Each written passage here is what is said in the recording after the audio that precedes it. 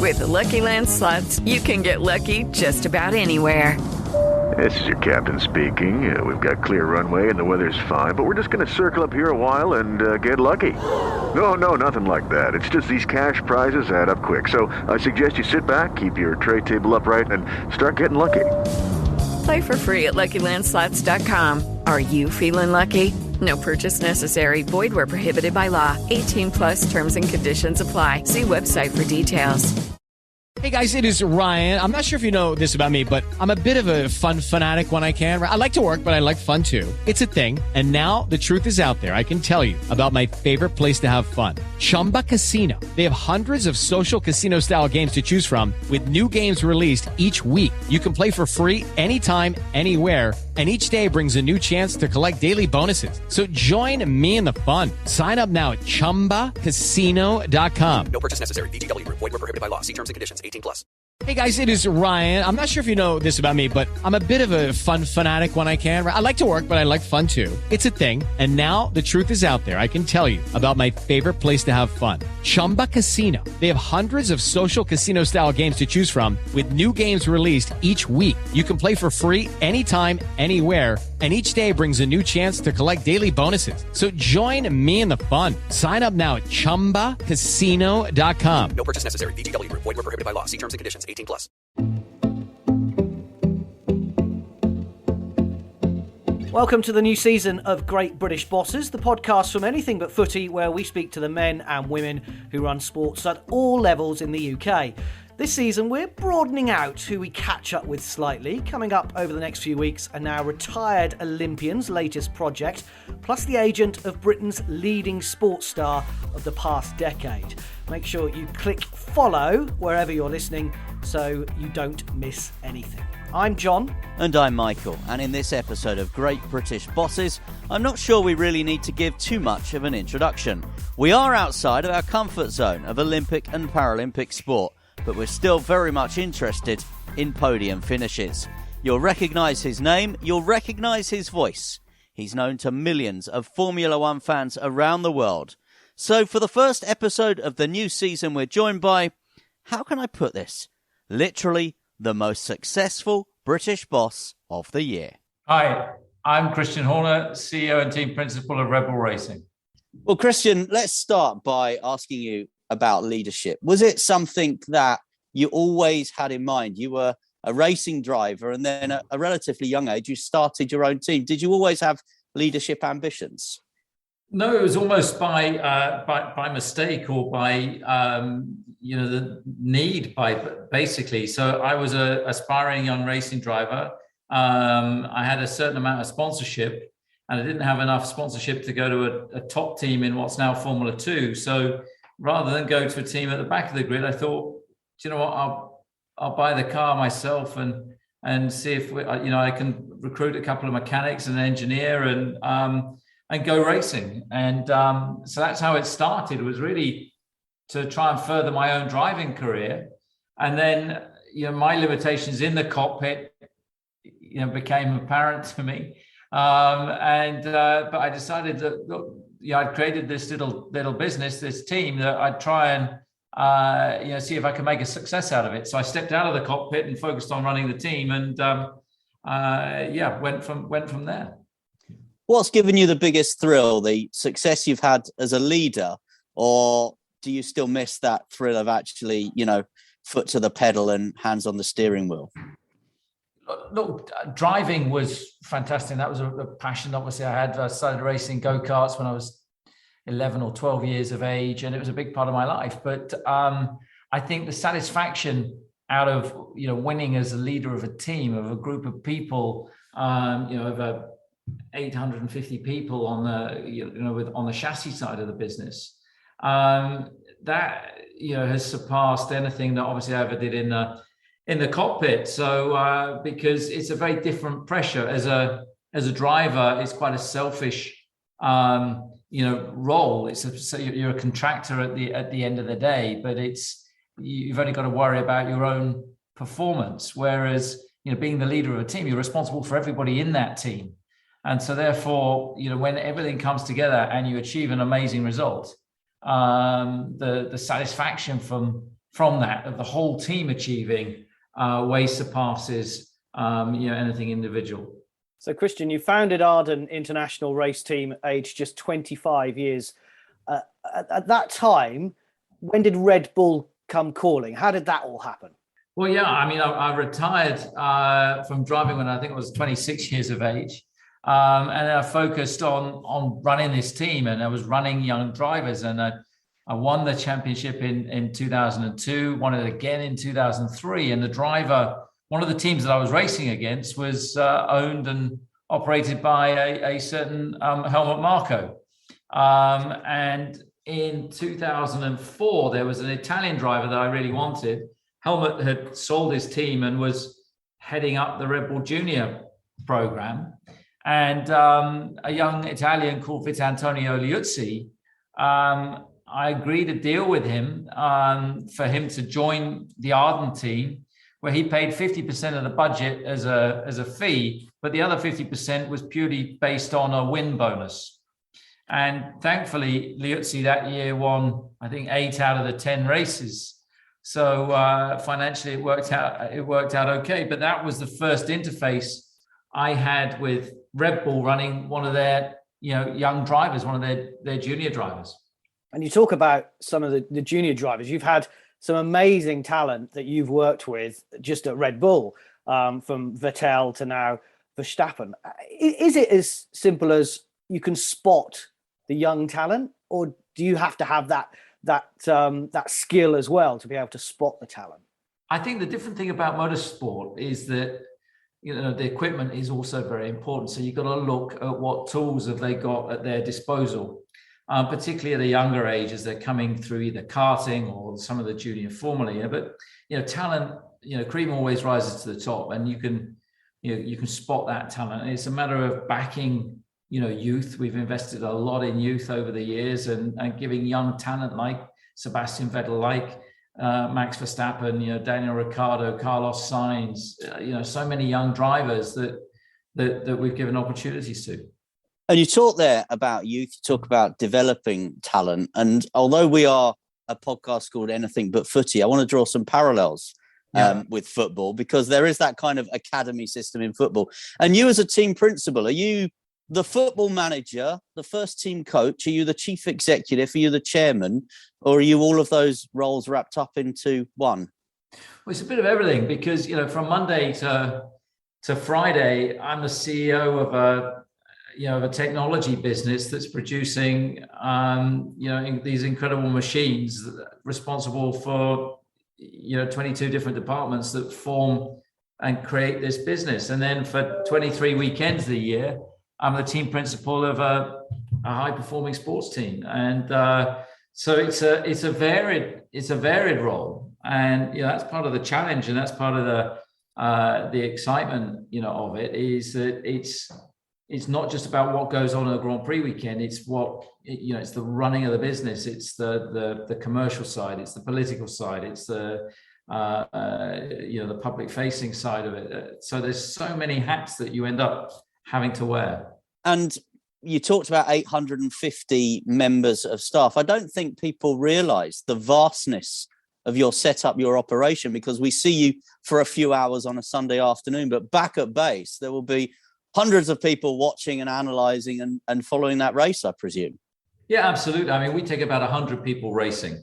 So the rest of the team, is based behind the scenes, in the factory in Milton Keynes. And Formula One is the biggest team sport in the world. It's the biggest group of people that you'll have working collectively, within one team.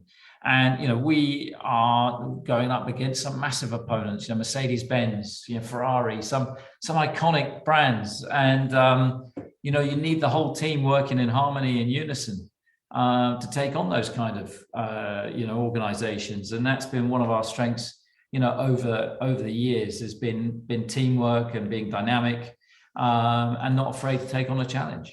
When Michael and I sat down and said we're going to speak to you, Christian, we were like, well, he's just the best boss in the past year. And Michael described that in the intro. Is that how you see it?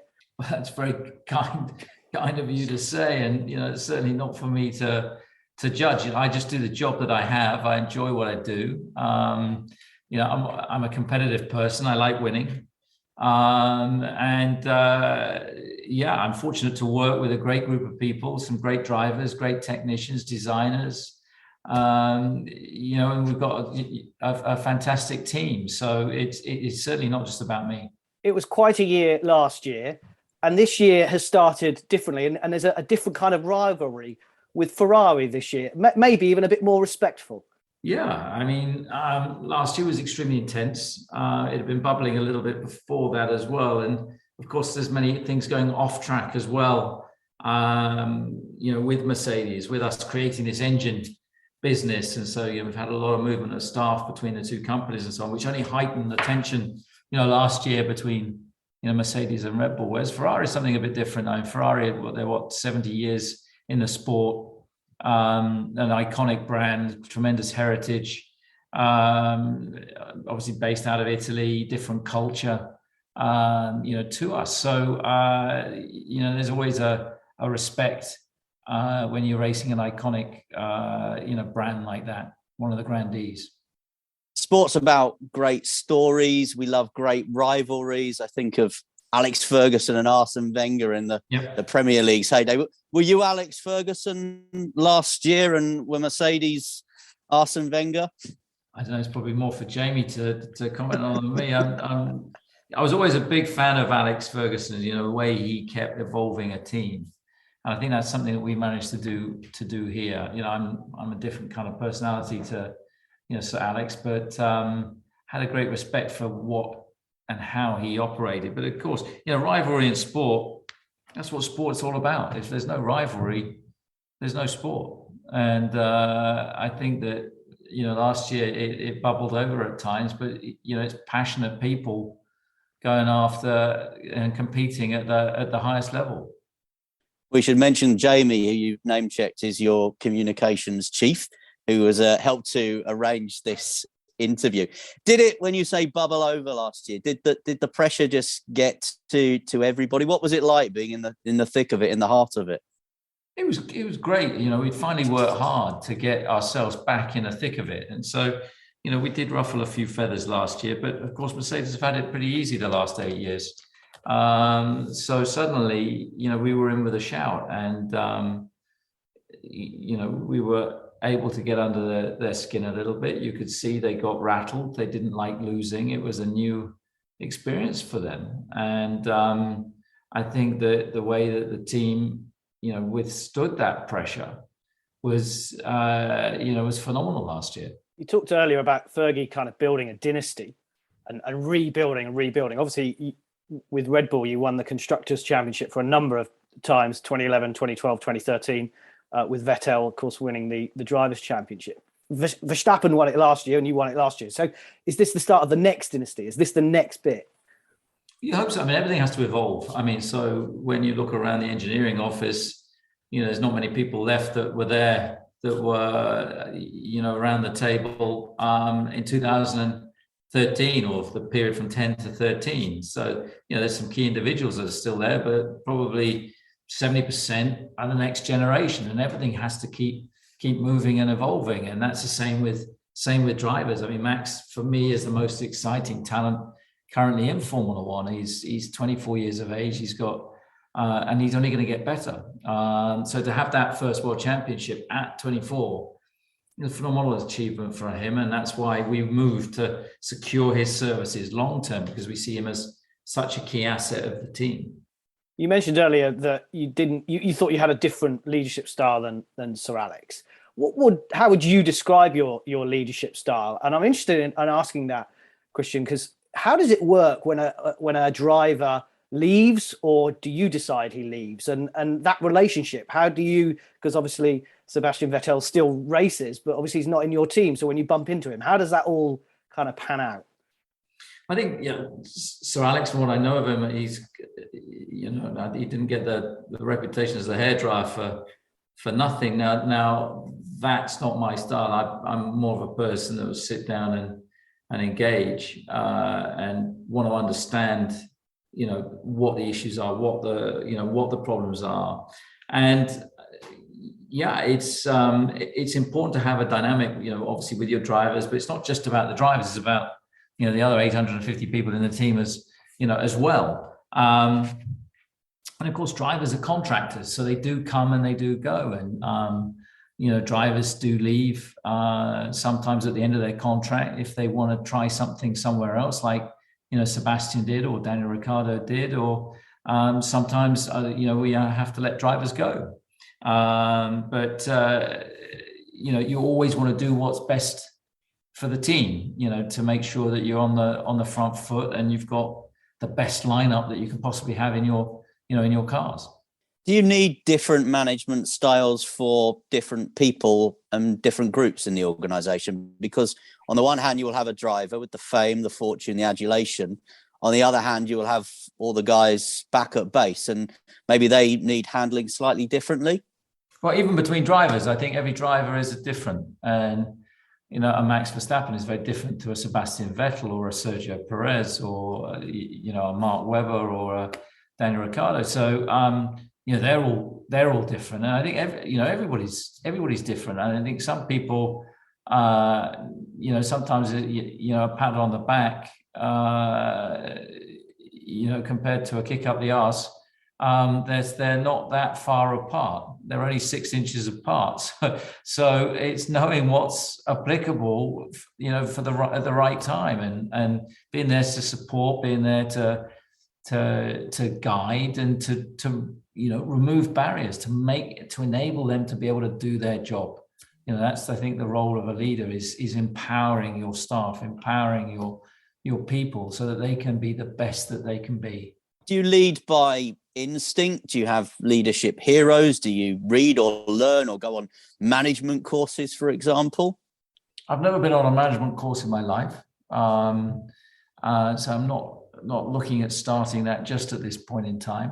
But I think most of it is instinct. Most of it is applying common sense, is trying to read a situation, gauge a situation, and apply logic to that. I'm not an engineer. I'm an ex-racing driver. I didn't go through university. I haven't been through any management training courses or anything like that. But I enjoy working with people, and I think 90% of it is about communication. Is about two-way communication and listening. Couple of quick questions from me. What's the biggest challenge, Christian, in this job? The biggest challenge is the expectation. But that expectation you place on yourself. So it's almost, becomes a fear of failure that drives you. When you've tasted success, when you've touched success, you don't want to let that feeling go. And it's that inner desire and passion that pushes you on. Which might be the answer to my next question. What's the best bit of the job? Is it as glamorous as it appears to be? Everyone wants to work in Formula One, don't they? It's a dream job. It is a great job, but it's demanding. It's tough. These things are never quite as glamorous as they look from the outside. We're not all whooping up in Monaco on boats and well, some of us aren't anyway. It's hard work. It's a lot of sacrifice, a lot of time away from family and friends. It's a lot of travel, so it's a lot of airports, a lot of hotel rooms. And it's like being in a circus. It's the same group of people that you see, traveling on tour. But so it is hard work. It is grueling. The demands are high, particularly Formula One as it's become ever more global. I'm going to Australia, on Wednesday. I get there Thursday night. We're performing Friday, and I leave Sunday night back in the office on the Monday. So, it's tough schedules, but that's part of the competition. A nighttime Grand Prix in Las Vegas sounds exciting. You're just back from Saudi Arabia as well. Does F1 need to continue to innovate and go to places like Saudi Arabia, for example, which, might be challenging for some people because of various, issues, political issues that we know? Does F1 need to, though, keep reaching out to territories and areas like that? I think it's important that Formula One is a global championship, that it is a world championship, and it's not for the teams to decide where we go racing. It's down to the promoters and the governing body that decide the calendar and the relevance and the safety of that calendar. Sport and Formula One should never be seen as a political movement. It's sport is inclusive. It's there for everybody, and it should be there as a pathway to bring good and inclusiveness to a territory or to its following. And I think that it should never be mixed with politics in any way. And do you think sometimes the politicians do use sport and not just F1 as a hot potato, whether that's trying to get Olympic teams to pull out because a games are being held in China, for example? I think politicians will use whatever is at their disposal. So I think I wouldn't make that exclusive to sport. But I think, sport is escapism. It's being able to follow your team, your driver, whether it's a football team, a Formula One team, and it needs to be that escapism, I think, of all the other, rubbish that's going on in the world. Is it going to be nice to be back in Melbourne? You said you're only there for like 3 days, but is it going to be nice to be back there? Yeah, the 3 days that I'll be there will be great. We went all the way down there a couple of years ago and didn't do anything. And I felt so bad for all the fans, and none of us knew really at the time what the pandemic was going to be. So this time to go down there, it's a new circuit, or they've modified the circuit a bit. It's going to be a bit faster with these new cars. It's such a great crowd, and so they, the Aussies love their sport, and there's a huge turnout. Obviously, big for the Australian driver, with Daniel, but they're a fair crowd as well, and looking forward to going and racing there. It's always a big event, so. It'll be good to be back. And last one for me, just on the British Grand Prix and the fact that it's at Silverstone and it's up the road from Milton Keynes where you're based. Is that still the big one of the calendar for the team, if you like, or the staff? I think certainly for the staff. It's our local race. We're Austrian owned, so we've got we have the Austrian Grand Prix. We then have the drivers' races, which are big events for them in Holland and in Zandvoort and in Mexico City for Checo, and they're insane events. But I think Silverstone, because it's 15 minutes from the factory, it's the one event that we get all the staff to come and see their cars, in action. It's a big race. It's one that you definitely want to win. Final couple of questions then, Christian, before we wrap up. How do you switch off and relax? I've heard that horse racing and horse riding has become important to you recently. Yeah, I got sucked into that in the lockdown, and I hadn't sat on a horse since I was a kid, and ended up, doing a bit of riding, which was just a great way of getting, taking your mind off things. And I've got a young family. Time with them is precious. So whenever I do have any downtime, being in the countryside, I love that. And I've ended up buying a racehorse, only a pointer, so it's nothing too serious. But it's amazing how that competitive spirit, even in your private life, when the horse came around its first race, in the lead on the first lap, you want it to start defending and weaving on the straight, so it's amazing how that competitive instinct spills out into, even your private time. Well, having followed your career, I reckon we'll be seeing you at Aintree, Cheltenham or Ascot. Certainly not on a horse. Sometime soon. Just finally then, obviously, here we are at the start of your season, but very confident that you can repeat the success of last year. Well, look, we've got some massive opponents. I think Ferrari have put a lot into this car. They've got a great car. We came onto this new set of regs very late. Last year took a lot out of the team. We developed the car late into the season, which gave us a shorter period of time to research, these very, very new regulations for this year. It's the biggest regulation change in 40 years. So I'm really proud of the team that we've turned up with a car that's, won in the first 2 races. Ferrari are going to be a big opponent this year. Mercedes are going to sort their issues out. They put a huge effort into this car as well.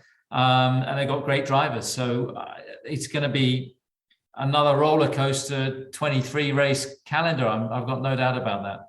Well, we wish you all the best. Fingers crossed for the season ahead, and good luck to you and your drivers and the whole team. Christian Horner, team principal of Red Bull, thanks very much for talking to Great British Bosses. Thanks very much. Sports Social Podcast Network.